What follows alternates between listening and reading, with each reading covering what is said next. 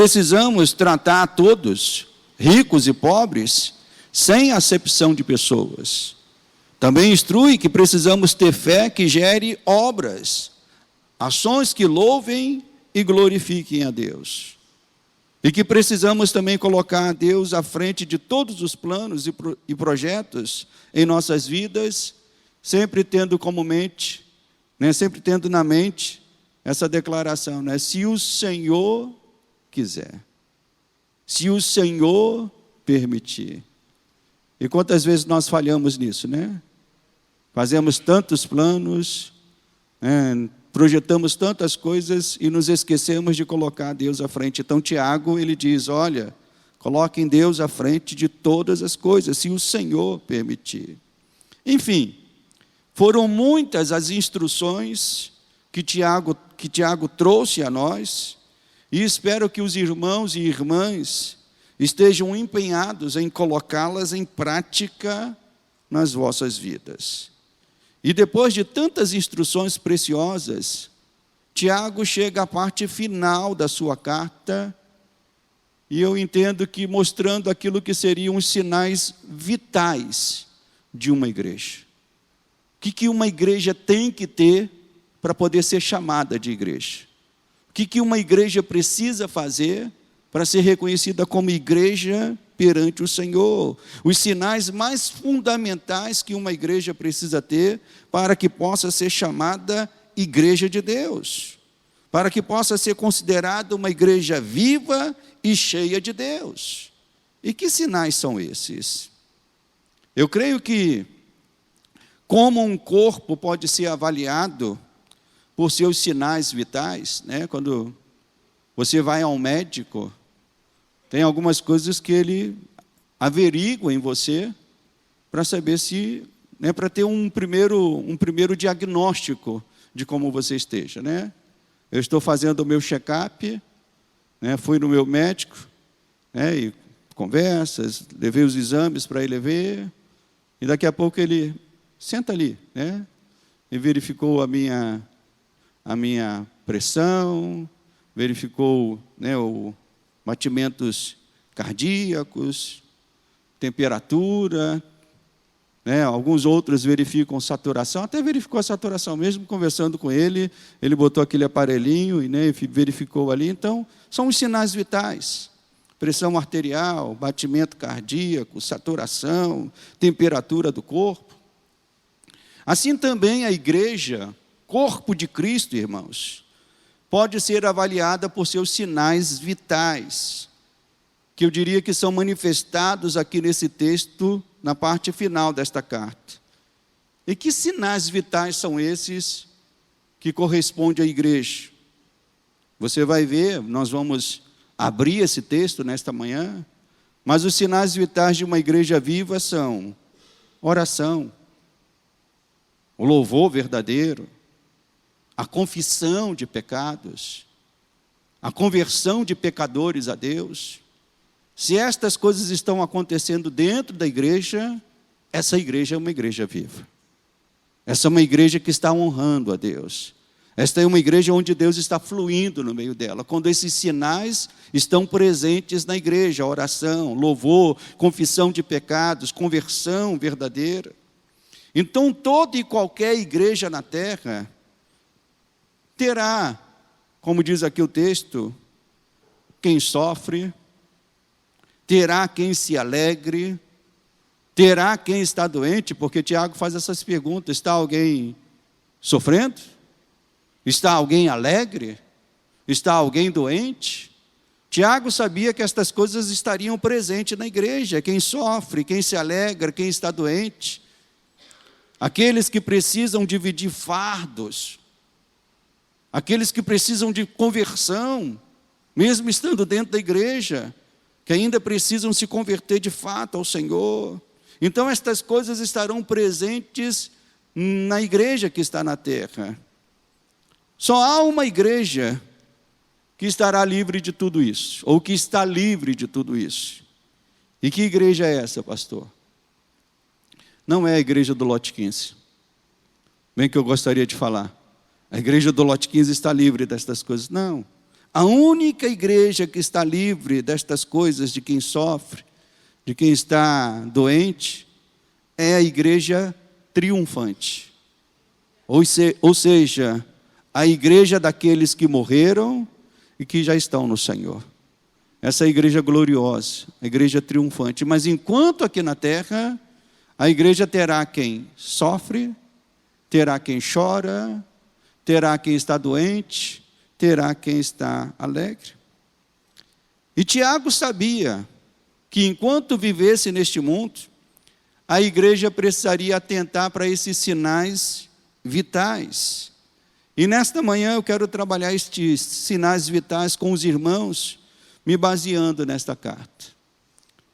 Quando eu li esse texto aqui para poder preparar a mensagem, uma primeira coisa que logo me veio à tona é a quantidade de vezes que Tiago fala a palavra oração. Os irmãos depois marquem nesse texto, eu já marquei na minha Bíblia. Tiago fala sobre oração. Está alguém sofrendo? Faça o quê, meus irmãos? Faça a oração. Verso 14. Está alguém entre vós doente? Chame os presbíteros e façam o quê, irmãos? Oração. Verso 15. E a oração da fé. Verso 16, lá na parte B. E orai uns pelos outros. Então, uma das coisas que me chamou a atenção nesse texto foi a ênfase que Tiago bota na oração. Como eu falei aqui, irmãos, nas ocasiões que eu preguei, nas 2 ocasiões anteriores que preguei nesta carta, e creio que meus colegas pastores e bispo que pregaram aqui também destacaram isso, que Tiago escrevia para uma igreja que sofria, para uma igreja que estava sofrendo perseguição, para uma igreja que estava sofrendo injustiça, para uma igreja que vivia num mundo como o nosso, cheio de injustiça, cheio de coisas que nos entristecem, cheio de coisas que mexem conosco, cheio de coisas que Deus desaprova. Tiago sabia muito bem disso. E viver num mundo assim, irmãos, é muito fácil adotarmos um caminho errado de querermos lutar com as nossas próprias armas e deixar as armas de Deus de lado. Esse tem sido o grande desafio da igreja no nosso tempo. Deixar as armas de Deus de lado para tentar guerrear com armas que não são espirituais, com armas que são carnais, com armas que não podem produzir verdadeiros frutos. E Tiago alertou isso aos seus leitores, e eu me lembro que eu falei sobre isso aqui aos irmãos, que a ira do homem jamais promoverá a justiça de Deus. Tiago sabia muito bem disso. Então, qual era o caminho que eles deveriam adotar para resistir e superar tudo aquilo que estava à volta deles? Eles viviam num mundo injusto. Eles viviam numa parte territorial que era dominada pelos romanos. Eles eram uma nação, eles eram uma comunidade de pessoas que estavam subjugadas. Isso mexia com eles. E Tiago estava trabalhando no coração deles para que eles não adotassem um caminho errado. E o caminho correto para resistir e superar tudo que estava à sua volta, Tiago mostra um caminho só: é por meio da oração. É por meio da oração que eles iriam continuar prosseguindo e vivendo para a glória de Deus, mesmo num mundo injusto e mau. E da mesma forma, irmãos, a única maneira que temos para viver neste mundo e prosseguir para a glória de Deus é quando nós vivemos por meio da oração. Só há uma maneira de o crente demonstrar que realmente depende de Deus: quando ele se entrega em oração constante e piedosa. Hoje nós ouvimos muitas pessoas dizendo assim: eu dependo de Deus, a minha vida é totalmente dependente de Deus. Mas entende, irmãos, que falar isso é muito fácil. Isso precisa ser colocado em prática. E nós só colocamos em prática quando, como diz o texto bíblico, né? Entra no teu quarto em secreto. E no teu quarto em secreto você faz o quê? Busca a Deus. É no nosso quarto em secreto que nós nos despimos perante o Senhor. Nos despimos de toda a carnalidade, de tudo aquilo que desagrada a Deus. E a Bíblia diz, nos revestimos daquilo que Deus quer para a nossa vida. Então a oração, Tiago entendia muito bem, que a oração era, né, aquilo que faria a igreja prosseguir. E Tiago faz algumas perguntas interessantes nesse texto. Ele diz, está alguém sofrendo? E eu imagino Tiago fazendo essa pergunta para a igreja e talvez assim dizendo, quem está sofrendo, levante a mão. Aí tinha gente assim, levantando as duas mãos, porque era uma igreja sofredora, irmãos. Era uma igreja que estava sofrendo. Certamente cada um de nós também pode elencar aqui áreas das nossas vidas em que nós padecemos algum sofrimento. Eu não conheço os irmãos, mas tenho por certo que se pudesse parar para ouvir cada um dos irmãos, em alguma área, os irmãos estariam dizendo, pastor, estou sofrendo com isso.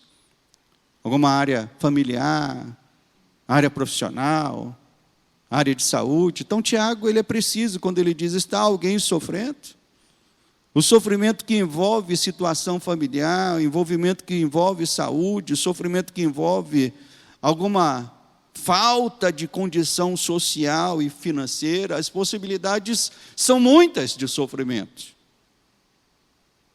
E qual é o remédio que Tiago propõe para aquele que está sofrendo? Qual é o remédio, irmãos? Oração. Aí alguém que seja mais pragmático, alguém que seja mais de uma veia revolucionária, vai dizer, não é só oração não. Eu acredito que os leitores de Tiago estavam movidos, né, por esse sentimento de querer brigar. E Tiago, ele aplica o remédio preciso. Faça oração. E podemos afirmar que Tiago via a oração como algo importante, extremamente importante para ele, para a igreja para a qual ele pregava, por dois motivos. Primeiro, é naquilo que eu já falei, a ênfase que ele dá à oração nesse texto. Em 8 versículos, praticamente 6 versículos, ele envolve com oração. Né? Ele mostra a importância da oração. Então esse é o primeiro motivo. O segundo motivo era pelo próprio testemunho de Tiago. Eu quero dizer uma coisa aos irmãos, Tiago tinha um apelido. Os irmãos já sabiam disso? Que Tiago tinha um apelido? Talvez você não leu a biografia de Tiago, então você não viu isso. Mas Tiago tinha um apelido. Sabe qual era o apelido de Tiago? Joelhos de camelo. Joelhos de camelo? Por quê, pastor? Porque, segundo historiadores, seus joelhos eram ásperos e duros, em virtude das muitas horas que ele passava em oração na presença de Deus. Então Tiago não estava pedindo algo aos seus leitores que ele mesmo não estava fazendo. Ele estava dizendo, orem, porque ele era um homem de oração. Ele era um homem que gastava muitas horas em oração. Então Tiago sabia, pela prática, que a oração era um dos sinais mais importantes para identificar que um cristão e uma igreja estavam realmente ligados ao Senhor. A oração, meus irmãos, ela nos livra da artificialidade e da superficialidade da fé. Se alguém não quer ser superficial na sua fé, não quer ser artificial na sua fé, envolva-se em oração. Viva uma vida de oração. Separe tempo para estar na presença do Senhor. E Tiago mostra que o profeta Elias, lá na parte final do texto, ele diz, verso 17, Elias era homem semelhante a nós, sujeito aos mesmos sentimentos.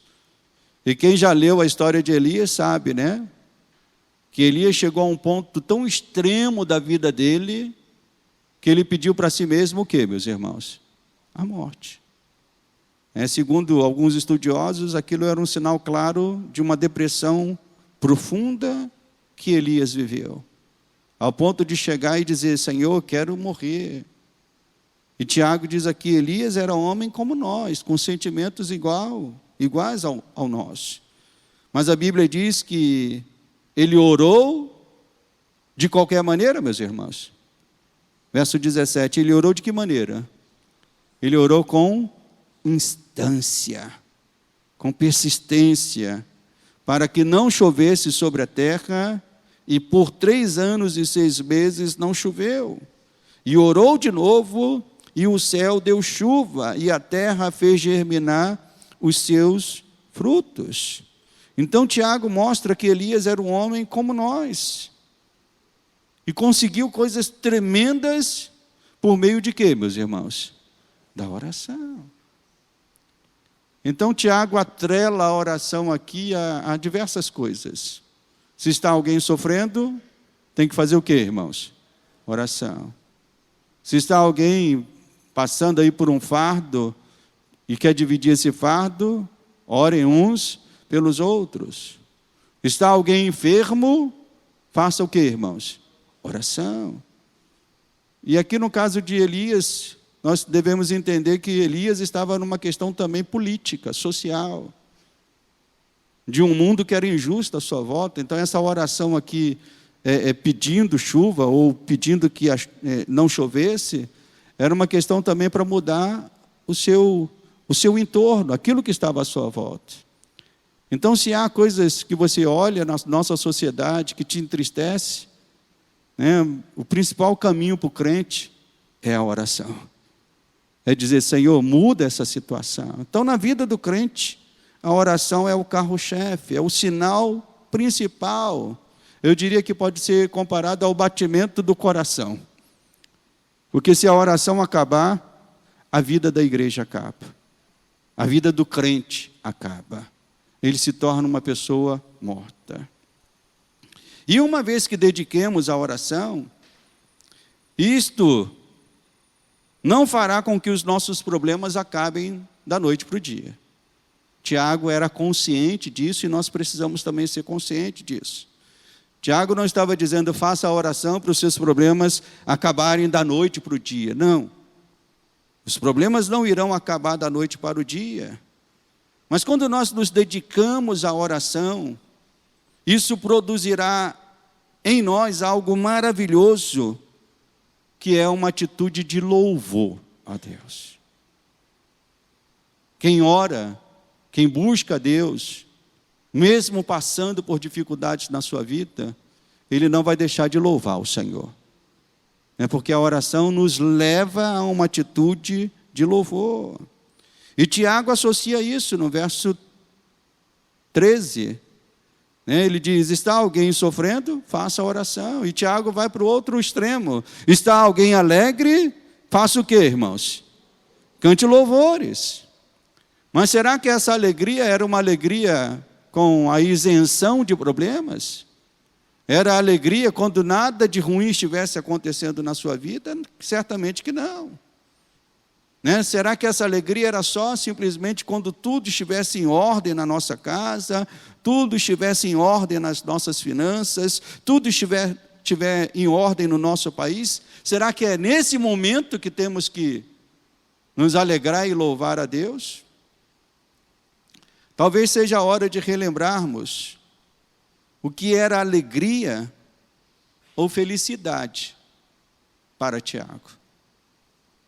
Eu me lembro que quando estava iniciando a minha graduação em filosofia, e eu me lembro que eu falei uma palavra lá, numa aula, falei liberdade.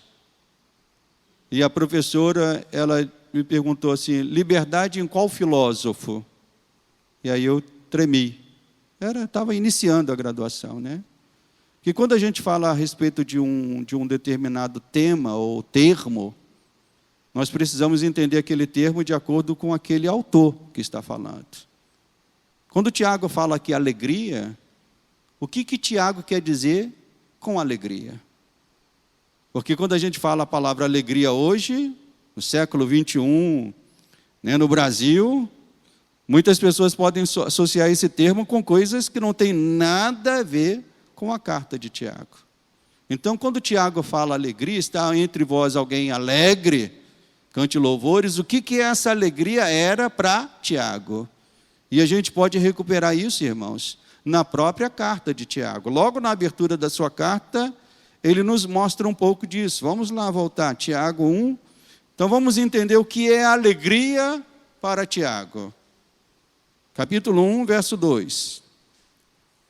Ele diz assim: meus irmãos, tende motivos de toda alegria. O que, meus irmãos? O passardes por várias... Opa, espera aí. Então, para Tiago, ele já começa a carta abrindo isso, dizendo que a alegria é passarmos pelas provações. Então, a alegria do crente consiste em passar pelas provações, mas é só isso que Tiago está dizendo? Claro que não. É passar pelas provações perseverando. Então, se você tem perseverado em Deus, mesmo que as coisas não estejam boas na sua vida, você tem motivo para se alegrar. Você tem motivo para celebrar a Deus. Então, para Tiago, alegria corresponde a isso. Depois ele fala a mesma coisa de um modo um pouco diferente. Vamos lá agora, capítulo 5, verso 11, um pouquinho antes dos versos que lemos. Verso 11 ele diz: eis que temos por felizes os que fazem o quê, meus irmãos? Os que perseveram firmes. Então a alegria para Tiago é isso. É alguém que mesmo passando por provações, está perseverando. Está se alegrando no Senhor, está confiando no Senhor, está firme no Senhor. Então para o apóstolo Tiago, a alegria brota da perseverança, irmãos, e não das coisas que a vida possa nos dar. Então o crente ele tem que ter bem isso firme no seu coração, de que a nossa alegria não é baseada naquilo que a vida pode nos dar, mas a nossa alegria é baseada na perseverança, na firmeza de fé que temos demonstrado a Deus. Quanto mais perseverantes formos, mais alegres seremos. E esta expressão de alegria se manifestará onde, meus irmãos? No louvor que nós cantamos para Deus, na adoração que nós ministramos. Na minha juventude, eu aprendi a cantar um hino. Não sei se aprendi a cantar com o bispo Weber, mas certamente ele cantou esse hino, porque, como eu já disse aqui aos irmãos, quando me converti na igreja da Itatiaia, bispo Weber era o diácono Weber, ele era o líder da juventude, né? Então foi os últimos anos dele liderando a juventude ali. Eu me lembro que eu cheguei bem no último ou no penúltimo ano em que ele era o líder, né? Mas ele ficou um pouquinho mais ali conosco, depois foi para a igreja do pastor Valmir Cohen, se eu não me engano, no Meia, Engenho Novo, alguma coisa assim, de lá foi para a África, né? Mas eu me lembro que nessa época nós cantávamos um hino, e creio que os irmãos também conhecem esse hino, um hino que diz o seguinte, eu não vou cantar, eu só vou recitar aqui a letra do louvor, tá bom, meus irmãos? Porque se eu cantar, acho que a metade dos irmãos vão se levantar aqui, vão sair, então eu não quero competir com o irmão ali que ministrou louvor, não quero fazer isso, meu irmão, só vou falar a letra, né? Que diz o seguinte: esta paz que eu sinto em minha alma, não é porque tudo me vai bem.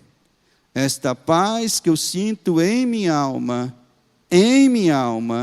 é porque eu amo ao meu Senhor. Quem conhece esse louvor aqui, né? Eu me lembro que já cantei esse louvor muitas vezes, e ele para mim é um louvor verdadeiro. A paz que o crente sente na sua alma não está vinculada às coisas que estão lá fora. A alegria que nós sentimos não estão vinculadas às coisas que estão lá fora. Está vinculada em saber que Jesus nos amou, que a sua graça nos alcançou, que Ele nos sustenta. E é isso que Tiago estava escrevendo aos seus leitores, dizendo: vocês têm motivo para se alegrar. Vocês têm motivo para louvar o Senhor. E às vezes o inimigo, astutamente, coloca um raciocínio falacioso na mente de muitos crentes, que quase que automaticamente assumem esse raciocínio falacioso, aderem a esse raciocínio. E que raciocínio é esse, pastor? É o raciocínio que diz o seguinte: como é que eu posso me alegrar se as coisas não estão boas na minha vida? Satanás, ele é astuto, e ele trabalha com isso. Às vezes um crente está passando um problema na família, e Satanás diz assim: para que você vai para a igreja? Por que você vai cantar, se você está passando por isso? Você brigou com a sua mulher, você brigou com o seu marido, para de ser falso, por que você vai cantar? O inimigo começa a colocar isso, porque ele sabe muito bem que quando o crente adere a esse pensamento, o crente está se enfraquecendo, o crente está se esfriando. Nós temos motivos para nos alegrarmos, a nossa alegria vem do Senhor. Então, se formos esperar, irmãos, que tudo fique bem em nossas vidas, eu pergunto: quando é que louvaremos o Senhor? Quando é que cantaremos a Deus? Se nós pudéssemos só estar na igreja, se tudo estivesse bem na nossa vida, eu creio que metade dos irmãos não estariam aqui, ou até mais, porque todos nós estamos passando por alguma coisa.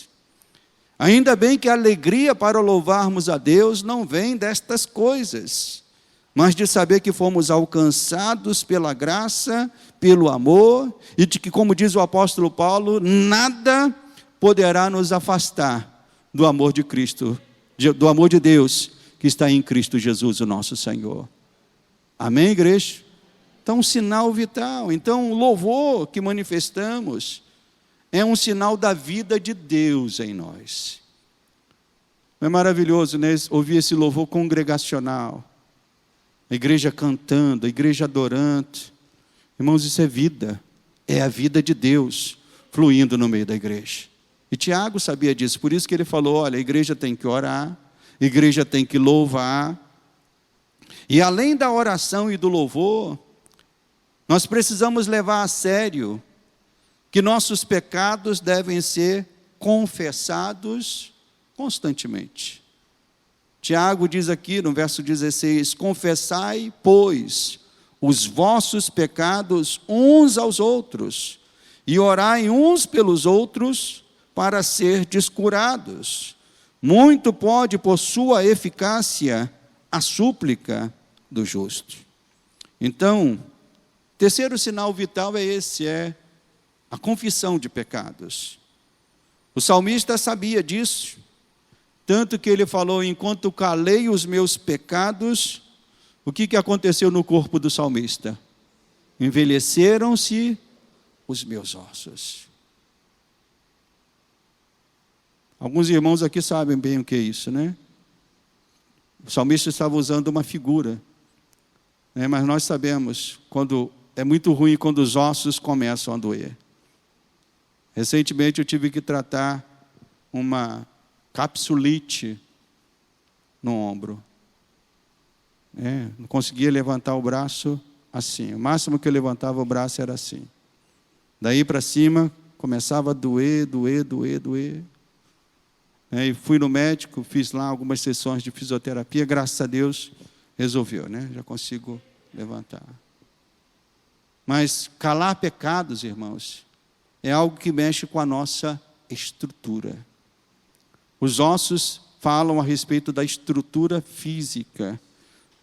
E o salmista estava dizendo a respeito da estrutura espiritual, né? De Calar pecados traz esse sofrimento, e de fato, o pecado não confessado, irmãos, ele tem o poder de nos afastar de Deus. O pecado não confessado, ele tem o poder de fechar nossos corações para a graça e a bondade de Deus. Não é que a graça e a bondade pararam de fluir. É o contrário. É o nosso coração que se fechou para ela.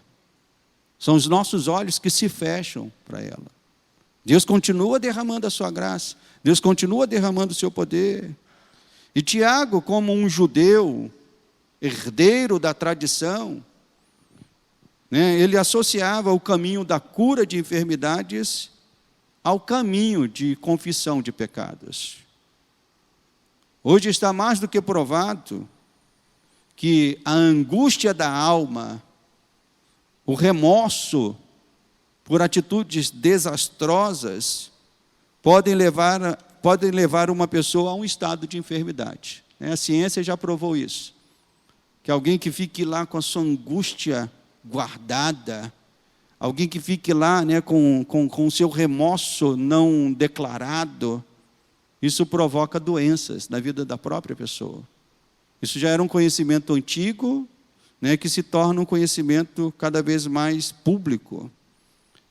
A igreja, conforme os documentos mais antigos, sendo um deles a Didaquê, orientava os cristãos a confessarem as suas faltas publicamente, antes de apresentarem as suas orações a Deus. Era uma prática da igreja primitiva dos primeiros séculos.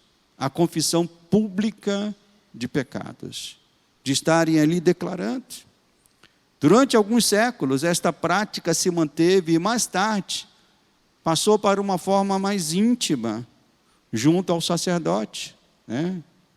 Então isso era algo estimulado no início da igreja, foi algo que se passou por alguns séculos, mas infelizmente, hoje nós vemos um abandono quase total da prática de confessar pecados. Nossos cultos quase não abrem mais espaço para isso. Muitas vezes me lembro que alguns anos atrás, antes da Covid, nós adotamos essa prática na igreja do Lote 15. Todo domingo pela manhã, a primeira atitude era colocar todo mundo de joelhos e fazer a confissão de pecados. Sabíamos que durante uma semana tantas coisas erradas fazíamos, e a primeira coisa antes de louvar a Deus era isso, era confessar os nossos pecados. A Covid veio e nos mexeu na nossa liturgia, mas eu quero voltar com isso lá. De voltarmos a entender que a confissão de pecados deve fazer prática da igreja nos nossos dias. Nós vemos que também essa confissão de pecado, ela tem sido abandonada, pelo menos eu sinto isso lá também, como pastor da igreja do Lote 15, acredito que outros pastores também sintam isso. Os pastores não têm sido mais procurados para a confissão e aconselhamento. Às vezes eu anuncio do púlpito dizendo, olha, quem quiser um gabinete pastoral, quem quiser ter uma conversa com o pastor, venha me procurar. A nossa igreja fez 24 anos, eu me lembro que nos primeiros anos, era tanto gabinete que a gente tinha a dar, tanto conselho, tanta conversa, mas hoje isso escasseou. As pessoas não estão mais procurando nem mesmo o pastor para abrir uma dificuldade, para confessar uma necessidade. Nós vemos isso. Parece que os cristãos de nossos dias não precisam mais confessar pecados. O que é isso, irmãos? Será que temos sido cristãos perfeitos? Será que temos sido cristãos que não precisam desse instrumento que Deus coloca a nós? Vamos ver o que um outro apóstolo falou a respeito disso. Vamos lá, 1 João, um pouquinho mais à frente. 1 João, capítulo 1.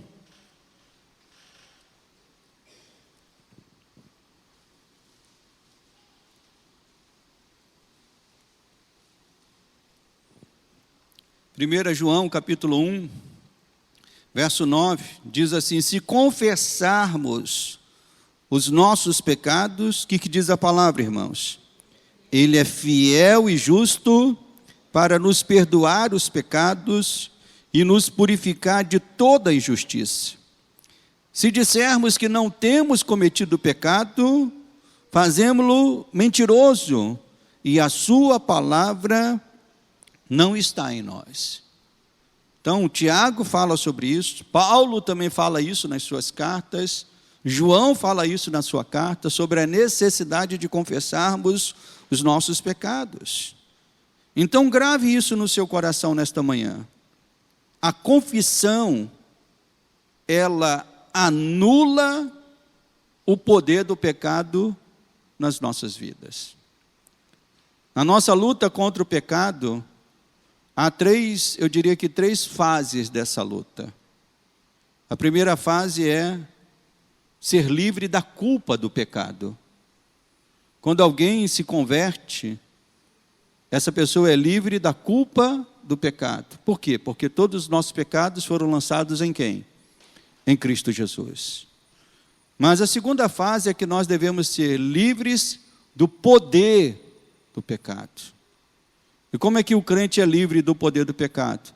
Quando ele confessa os seus pecados perante o Senhor, ou confessa o seu pecado com outro irmão de confiança, para juntos estarem orando. Então o poder do pecado é anulado na vida dessa pessoa. E por último, nós seremos livres da presença do pecado quando nós estivermos para sempre com o Senhor na glória. Então, enquanto estamos aqui nesta terra, nós precisamos anular o poder do pecado na nossa vida. E um dos instrumentos que Deus nos dá é a confissão de pecados. Pecados não podem ser perdoados se não forem confessados. Se você não confessar pecado, não tem como ele ser perdoado. Ah, não, Deus sabe de tudo. Deus sabe, mas Ele quer ouvir da tua boca. Ele quer ver a tua atitude de dizer: Senhor, eu não quero mais praticar esse pecado. Então, uma igreja saudável é formada por pessoas que não brincam e nem ocultam pecados nas suas vidas. Terceiro sinal de uma igreja saudável é uma igreja que não brinca com o pecado. É de uma igreja que confessa seus pecados. De uma igreja que tem essa consciência dessa necessidade de pedir perdão ao Senhor. E seguindo no texto da carta de Tiago, o último sinal de uma igreja saudável é a conversão de pecadores a Deus. E estes pecadores, ouçam isso, irmãos, podem vir de fora ou podem vir também de dentro. A conversão de pecadores, às vezes a gente pensa que é só lá de fora, né?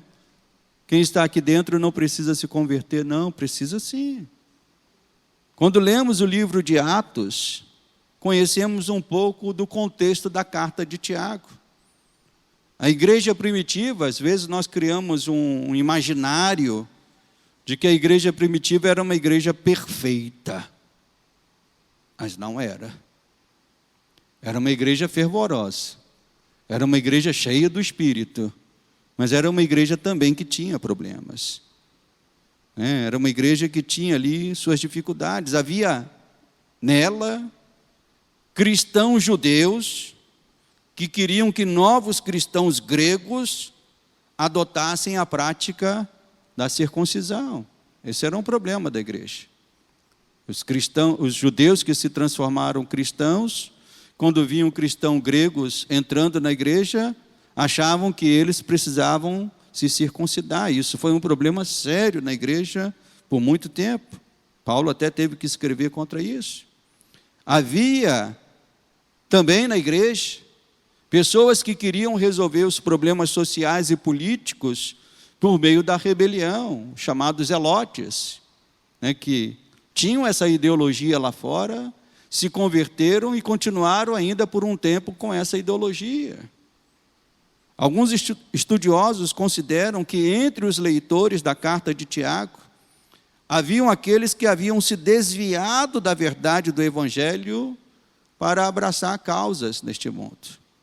Por isso que esse finalzinho da carta diz aqui, verso 19: meus irmãos, se algum entre vós se desviar da verdade. Então Tiago não estava escrevendo para quem estava fora da igreja. Tiago estava escrevendo para quem, irmãos? Quem estava dentro da igreja. De pessoas que se deixaram se desviar da verdade. E Tiago diz: e alguém o converter, saber que aquele que converte o pecador do seu caminho errado, salvará da morte a alma dele e cobrirá multidão de pecados. Então, entre aqueles que precisavam de conversão, estavam aqueles que estavam dentro da igreja, que se desviaram da verdade. E um dos trabalhos constantes da igreja, meus irmãos, tem que ser esse: relembrar aos membros que a nossa luta não é contra carne ou sangue. A nossa luta é por Cristo e por seu Evangelho. A luta da igreja sempre vai ser essa. A luta da igreja não é uma luta política. A luta da igreja não é prioritariamente uma luta social, embora possamos ter atitudes ou ações nesse campo, mas a nossa luta prioritariamente, a nossa luta é por Cristo e por seu Evangelho. E nesse aspecto, nós precisamos vigiar para não nos desviarmos para caminhos estranhos. Tiago estava mostrando a estes irmãos que, se confessando, se convertendo destes caminhos, esses irmãos poderiam voltar à comunhão dos santos. Isso foi algo muito comum no início da igreja primitiva. Pessoas que se desviavam, pessoas que não aguentando a pressão da perseguição, porque naquela época, você ser crente, você assinava uma carta de morte, porque os imperadores diziam: olha, vamos prender os cristãos, vamos jogar eles na arena dos leões, vamos fazer deles tochas de fogo. Imagine, estar aqui reunido e daqui a pouco uma comitiva romana passar ali na porta da igreja para capturar cristãos e aprisionar. Então era algo em que muitos cristãos, não suportando isso, se desviavam, se esfriavam. Aí Tiago, com uma palavra pastoral, apostólica, diz: não, nós precisamos acolher estes irmãos. Nós precisamos estender a mão de comunhão novamente. E esse é um trabalho constante da igreja, irmãos. Assim também deve acontecer em nossas comunidades de fé. Sempre deve ter uma abertura para aqueles que pecou, ser readmitido e restaurada a comunhão. Às vezes a igreja erra justamente por isso. Nós que deveríamos ser uma comunidade de acolhimento e de restauração, muitas vezes somos uma comunidade de afastamento. Aí Tiago está dizendo: não, aquele que se desviou, ele pode voltar, se confessar o seu pecado, se reconhecer. Então a conversão é algo constante. Devemos tirar a ideia errada que conversão é algo estagnado no passado. Eu me converti em 1986, eu me converti em 1990. Não, eu me converti nesse ano e estou me convertendo até hoje. Eu preciso dessa conversão constante, contínua. Ela começa no passado, mas se estende por toda a nossa vida. Amém, igreja? Então, quem é que está se convertendo ainda hoje para Deus? Dizendo: Senhor, eu preciso da Tua graça, eu preciso do Teu perdão, eu preciso ser restaurado. Então, pautados nestas últimas palavras de Tiago, nós podemos dizer que a igreja saudável, a igreja viva, é aquela que mantém esses sinais ativos no meio dela. Que sinais são esses? É uma igreja que ora, uma igreja que louva, uma igreja que não brinca com o pecado, e uma igreja onde há conversão de pecadores no meio dela, de vidas que estão se reconciliando com o Senhor. Tiago vivia a expectativa escatológica da volta de Cristo. Isso fica claro aqui nos versos anteriores, 7 e 8, ele diz: sede, pois, irmãos, pacientes, até a vinda do Senhor. Eis que o lavrador aguarda com paciência o precioso fruto da terra, até receber as primeiras e as últimas chuvas.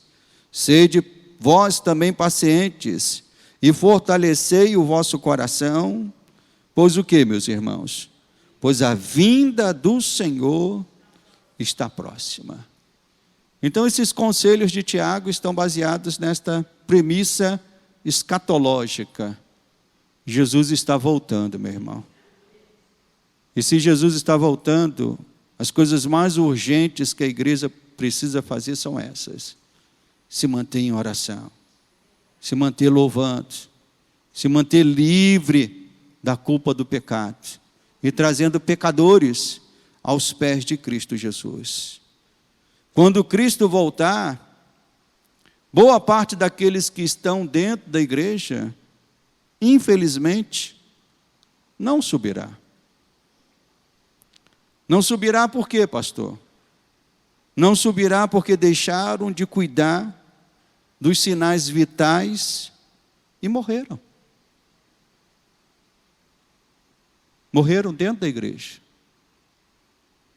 Eu gosto muito da parábola do filho pródigo, em que a gente fala muito do filho que foi embora.